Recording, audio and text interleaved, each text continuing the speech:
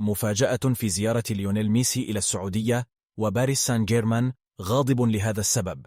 لكن قبل بداية الفيديو المرجو الاشتراك في القناة وتفعيل جرس التنبيهات لتتوصلوا بجديد أخبار كرة القدم العربية والعالمية. مشاهدة ممتعة. يبدو أن زيارة الأرجنتيني ليونيل ميسي نجم نادي باريس سان جيرمان الفرنسي إلى المملكة العربية السعودية يوم الاثنين للترويج للسياحة في المملكة قد أشعلت ثورة غضب داخل أروقة النادي الباريسي.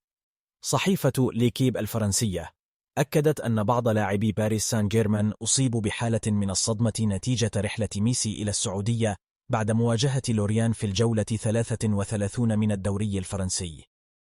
لاعب باريس سان جيرمان كان من المقرر أن يحصلوا على يومي راحة في حالة الفوز على لوريان، ولهذا السبب خطط ميسي رحلته إلى السعودية، لكن الخسارة بنتيجة 3-1 غيرت خطة النادي.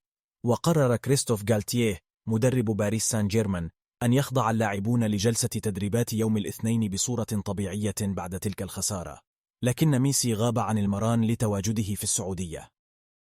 تقرير الصحيفة الفرنسية شدد على أن تصرف ميسي لم يعجب عددا من اللاعبين في غرفة ملابس باريس سان جيرمان، بالإضافة إلى قطاع عريض من جمهور الفريق، ولا يريد النادي إعطاء انطباع بأن اللاعبين في إجازة بعدما أصبح لقب الدوري الفرنسي على المحك. خسارة باريس سان جيرمان من لوريان جمدت رصيده عند 75 نقطة، ليصبح الفارق 5 نقاط فقط مع مارسيليا الوصيف، مع تبقي 5 جولات حتى نهاية الموسم.